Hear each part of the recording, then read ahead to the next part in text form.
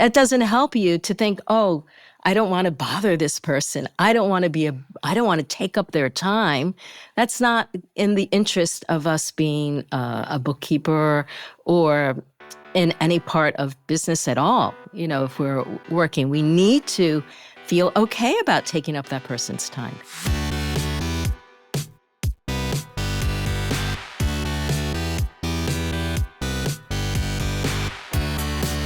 You're listening to The Successful Bookkeeper with your host, Michael Palmer. Listen each week as inspiring guests share their secrets of success to help you increase your confidence, work smarter, and build a business you love. This episode of The Successful Bookkeeper is brought to you by PureBookkeeping.com, the proven system to grow your bookkeeping business.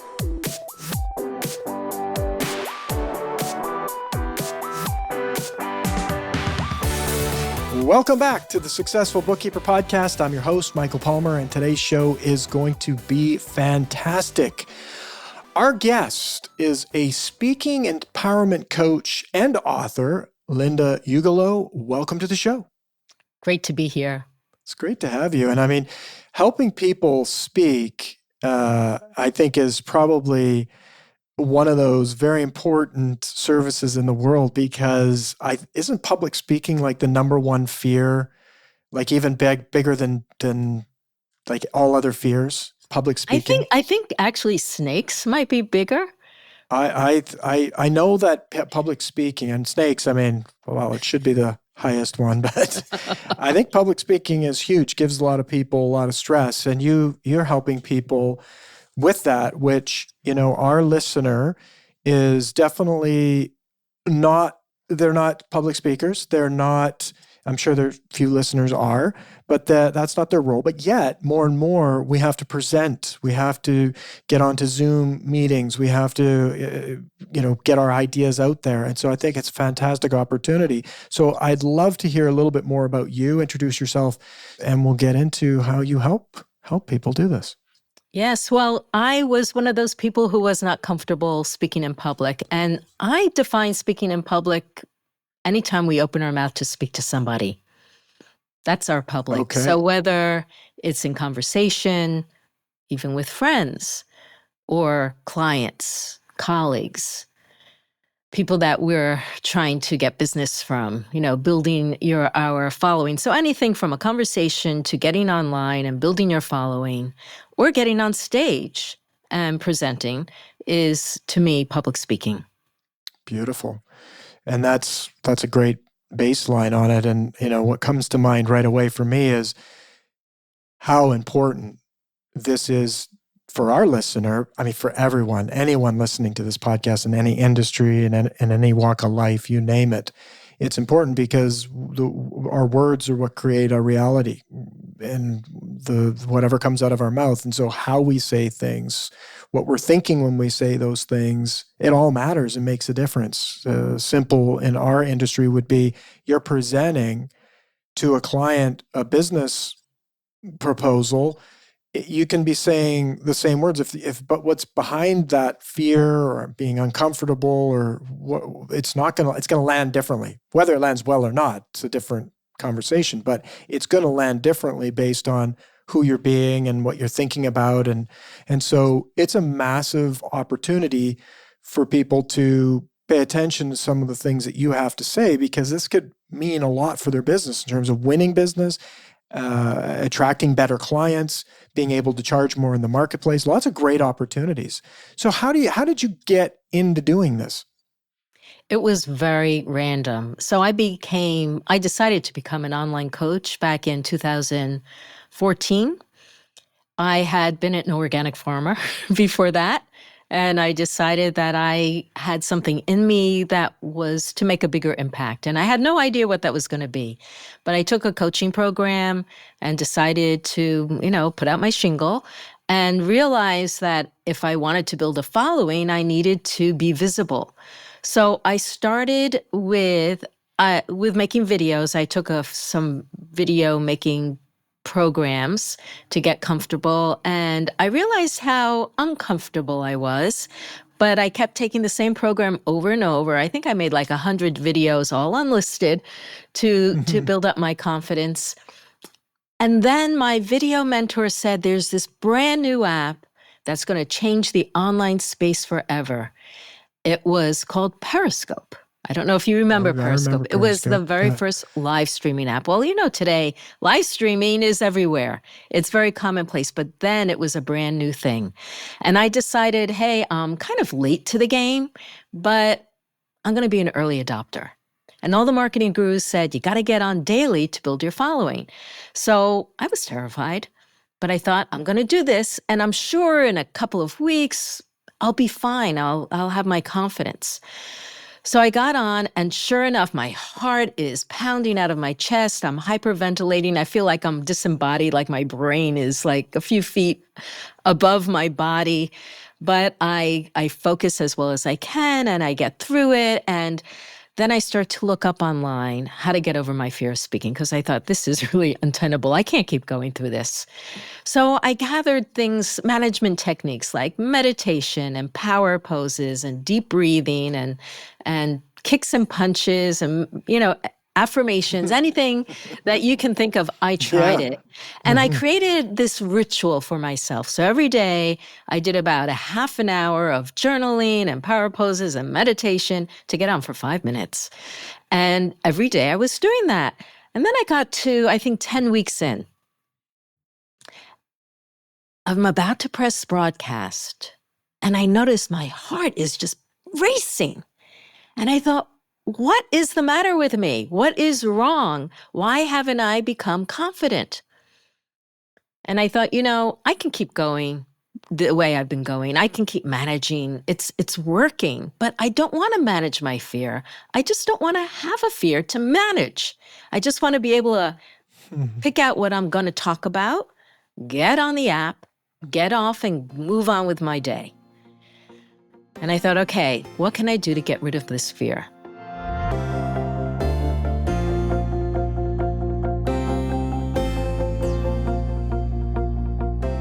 So I happen to have a background, a master's degree in expressive arts therapy. And actually, I was a performer on stage for, at that time, 35 years.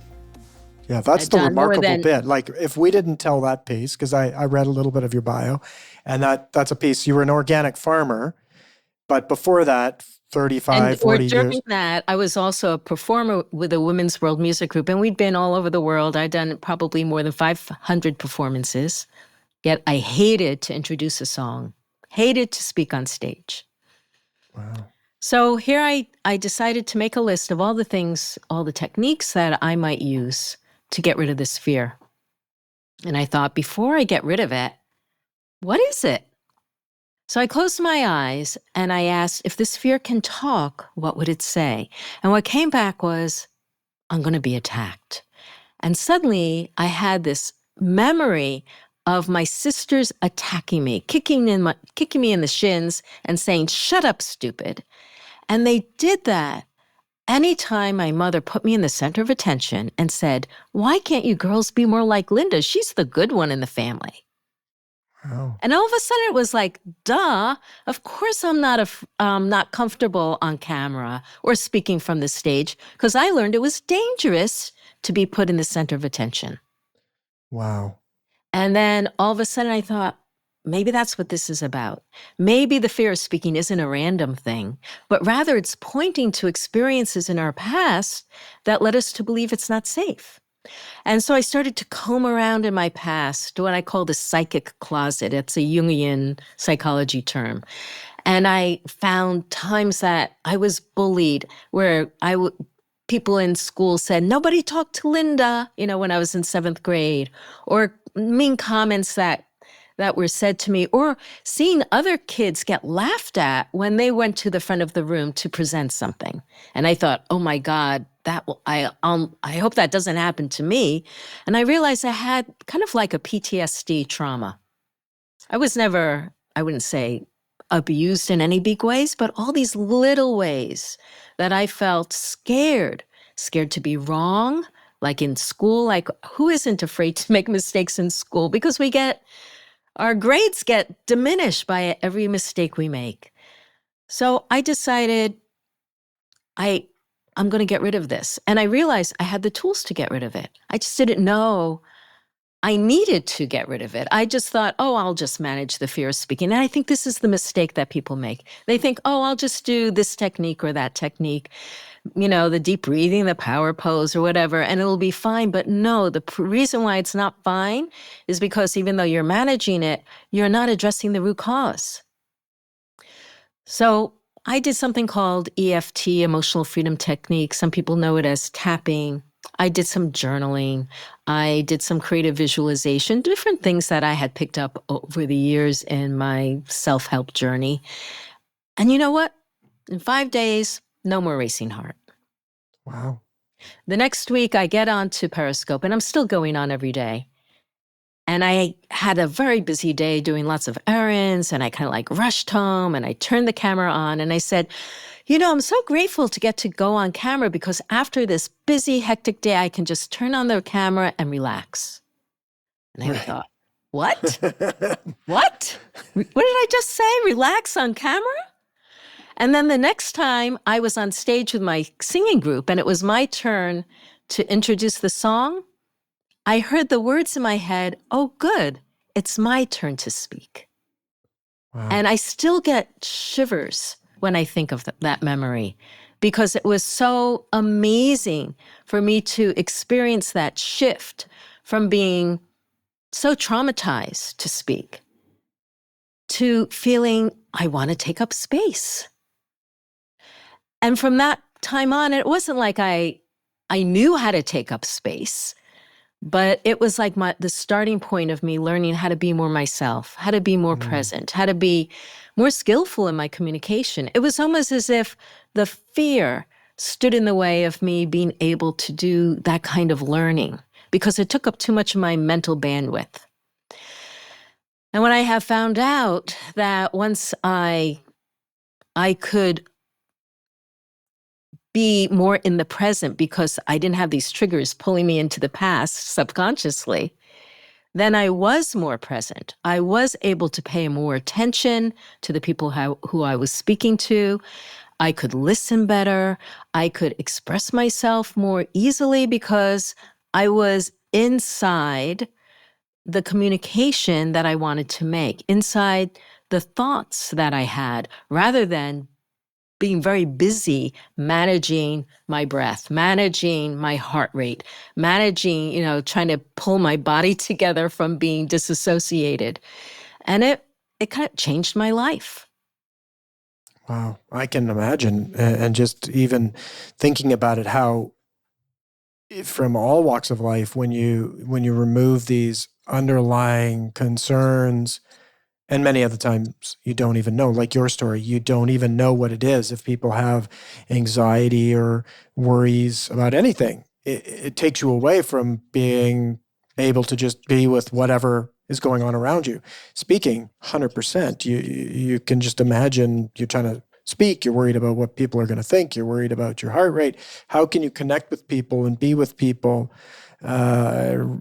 and deliver a message? Because then it's purely a one-way communication when that's going on versus a two-way communication. You're speaking, taking in messages from people you're speaking to, that sort of thing. So it's a disconnection from the audience, really, is what's happening. So very interesting and exciting for anyone that has, take it beyond public speaking. I imagine your quality of life has gone up just because you don't worry about this anymore. Yes. And you know what? I have to say that even though it's great to be able to speak on a stage, it's a thrill. It's really fun to come on a podcast.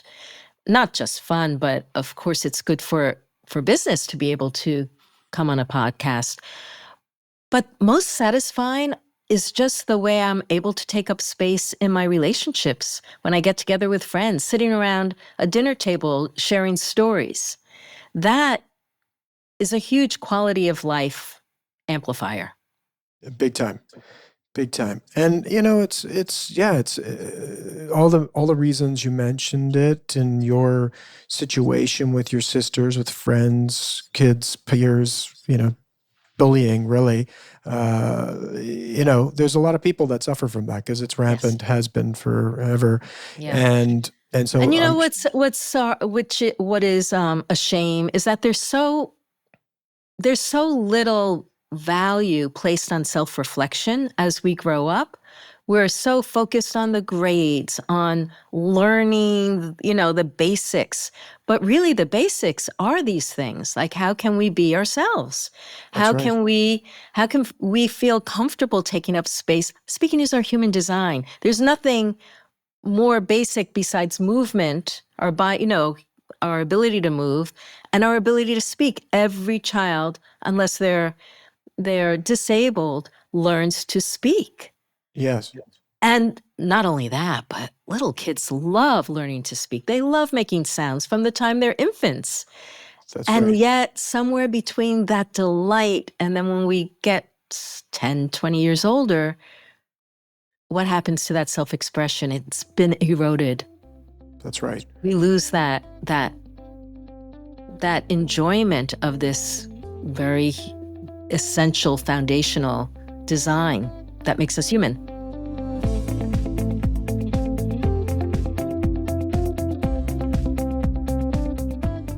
That's right. It is a shame. And you discovered something. I'd love to hear how this is now applying to people who've come to you for help, because you unlocked it your way. And do you apply a similar formula does it work for everyone? What does that look like? What do the clients look like? And what's the transformation look like? Yeah, that's really interesting because when this transformation happened for me, it didn't occur to me at first that, this is going to be the work I do. Because I was a general life coach, and mostly focused on de-stressing. Although when I think about it, this is a kind of de-stressing. It's de-stressing about speaking. Mm-hmm. But as I spoke about my own experience, people came out of the woodwork and they said, "Oh, I have that problem. Do you think it'll work for me?" And I said, "I don't know. Let's try it out." And then I remember that was mostly getting on camera that I was focused on. And then someone who was a public speaker said, "I kind of white knuckle through being on stage. Do you think this will help me?" And I said, "I have no idea. And I'm not a public speaker. So, I don't know exactly what's going on for you, but let's try it out." And it changed her life too. And that's when I began to think, maybe I'm onto something. So when I work with people, we do, during the course of writing my book, Delight in the Limelight, because that's what I realized, that's what we want, would be able to enjoy. It's a great title for you. Yeah, just enjoy the limelight, enjoy those moments that we get the attention on us. Like, what could that be like? That there are several components. One is that we have to clear these past experiences, because as long as we're getting triggered unconsciously by these experiences that, as I said, we're not taught to be self-reflective. Why not? Why is there such a taboo? All of us have had, lives that are imperfect, where things happen to us, where people are mean or inadvertently even, there are things that happen, or the school system, which is just set up to create a lot of fear of making mistakes and presenting, and just all the things that happen in teenagehood. Why is it such a big deal for us to admit and address these things that happen from our childhood? It shouldn't be that big a deal. It's like, okay, you grow up, and now part of being an adult is taking care of all the stuff that happened so that you can clear this slate and move forward the way you want. So that's what we do first. We clear the slate. We clear the fear by uncovering and resolving those messages that we received. Even like I was talking today about, I had someone on my podcast, and we were talking about people pleasing. And I was thinking about like ways that I had been praised. So you think of praise as a positive thing, but I was praised for being quiet, for being the good girl, for being compliant, and not getting in anyone's way. Now, when you are trying to communicate with someone, when you want to, take up the time of your client, it doesn't help you to think, oh, I don't want to bother this person. I don't want to take up their time. That's not in the interest of us being a bookkeeper or in any part of business at all. If we're working, we need to feel okay about taking up that person's time. So that's what I'm saying. It's not even the negative. It can even be the things we're praised for the messages that we received or the experiences that we had. So that's number one. Number two is because of these messages and experiences, we create our own inner dialogue with ourselves, that we tell ourselves how good or not good we are based on, what we have concluded from those experiences. So if we have been neglected by our parents because they're just busy working two jobs and they just didn't have time to sit down with us when we came home from school, or they weren't there when we came home from school, we might feel like no one's interested in what I have to say. Mm-hmm. So we have words in our mind that say, no one's going to be interested in what I have to say. Or who wants to, what do I have to contribute? Who am I? So all these kinds of negative dialogues can get in the way. And we need to some people say, let's quiet the inner critic. I say, let's heal the inner critic, because I don't think it's in our human nature to be mean to ourselves. I think it's the way that we have built a coping mechanism for the kinds of experiences that we had and to protect ourselves. So just like we can get better at communicating with one another, we can get better at communicating with ourselves. So number one, learn how to be nicer to ourselves. Notice when we're being a mean person to ourselves and say, okay, I hear what you say, but can you say it in a nicer way?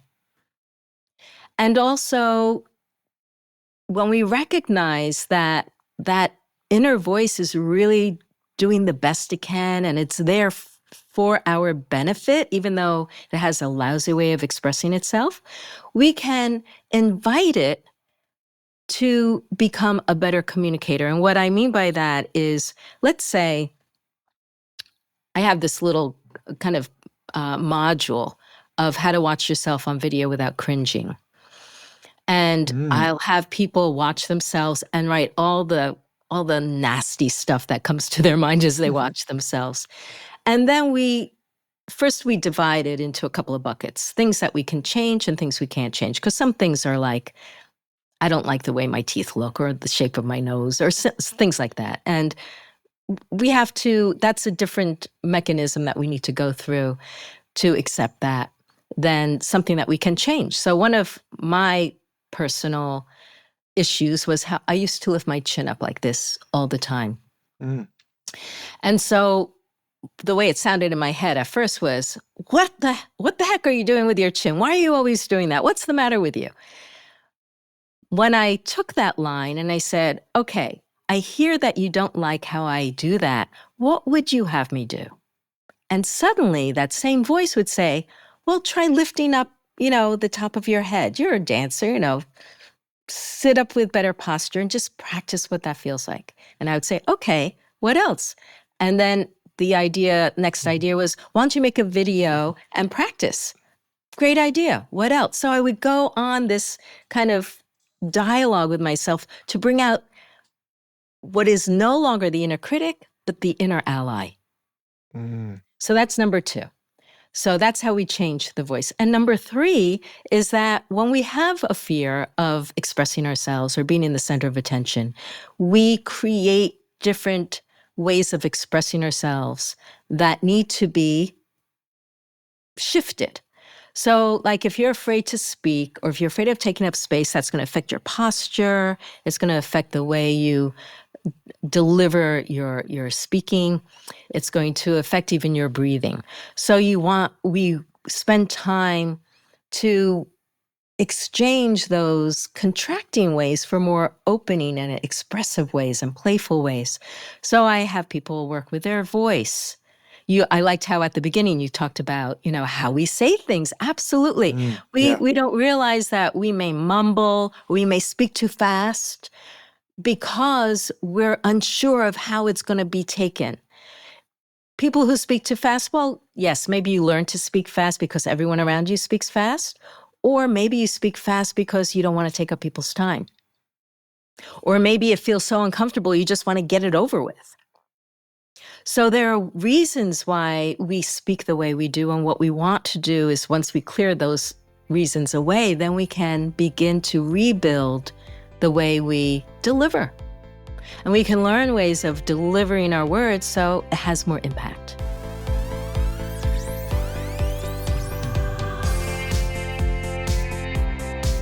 So true. And I think all of these pieces that you've talked about make such a big difference to, I think, overall life in general. If, going through a process like this is going to help in more areas just than speaking, which is very important. One of the big opportunities in the services industry is a program called Business Networking International, BNI, started by Ivan Meisner, and people get together for a week. And one of the components of those sessions are you have to give a 60-second elevator speech at every meeting.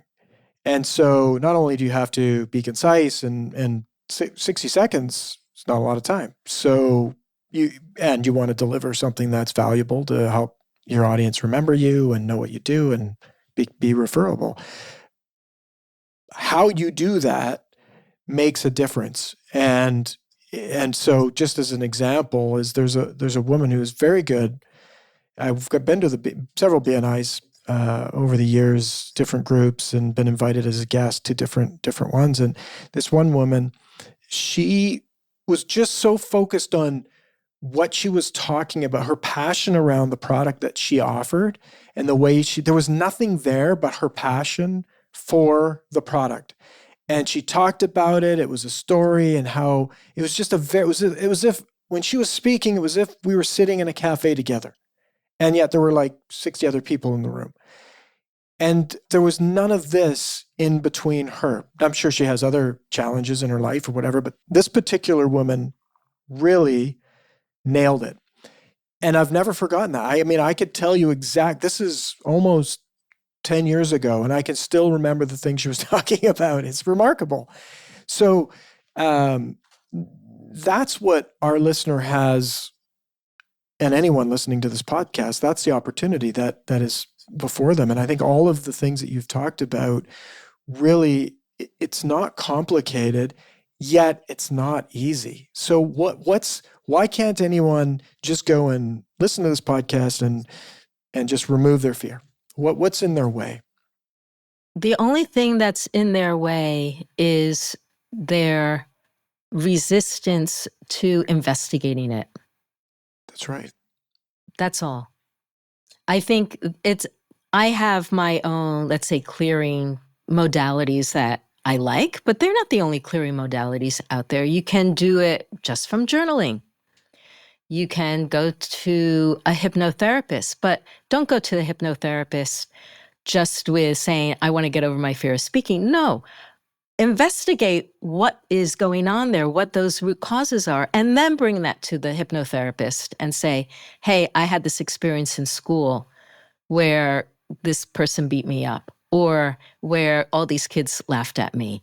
Then, because what happens is that people try to solve this in a superficial way. Right. Give me a pill. Yes. Yeah, right. Exactly. But all it takes is combing back a little bit, looking like just examining what could be lying around in your subconscious, and then doing something with it. It could even be art. I had somebody who wrote music as their healing modality. Every week that we had, my client and I, he was a songwriter, and so every week he would go off and he would write a song. I had someone else who was a poet, and she would write poetry.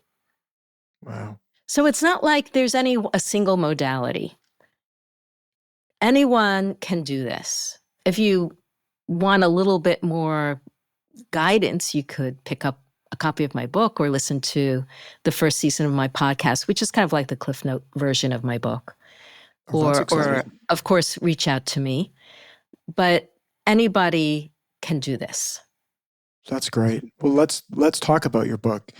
As we've got the title, Delight in the Limelight, which I love the title.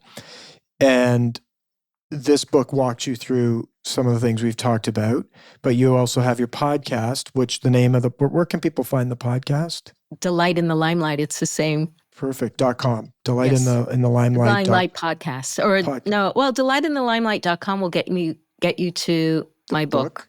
Okay. And my website. Mm-hmm. Okay. And then the podcast is Delight in the Limelight. It'll be also, you can look it up or you can find it on the website. That's right. The Google's great at finding stuff. Google's great. Yes. So the book goes through some of these clearings. Your first season of the podcast is kind of unpacking the book, Cole's Notes version of the Cliff Notes of the book.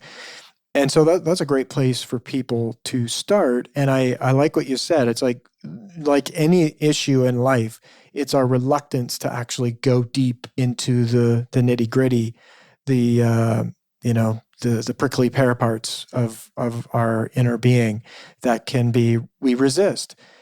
And what would you say to people that are putting that off? That to the people who are resisting? Yeah. Be kind to yourself. It may not be your time. You may have other things going on. I would like to have people feel okay about where they are in their journey. And everyone's journey is different. So honor and accept and enjoy where you are in your own personal journey. There are many paths to get to where you want to go. Beautiful. Well, this is one stone along the path that wherever they are, they can come back to this. It sounds like you've written a very interesting book. You're doing great work. You've found your own personal transformation in this space. And so I want to thank you for being on the show and sharing your journey and perhaps being a stepping stone for one of our listeners on their journey to take this on in their life. Thank you. I appreciate you. Oh, our pleasure. And with that, we wrap another episode of the Successful Bookkeeper podcast. To learn more about today's wonderful guest and to get access to all sorts of valuable free business building resources, you can go to thesuccessfulbookkeeper.com. Until next time, goodbye.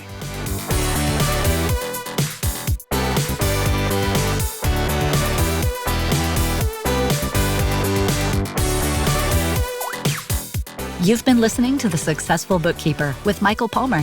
For more information and to download the resources mentioned in this episode, please visit us at thesuccessfulbookkeeper.com.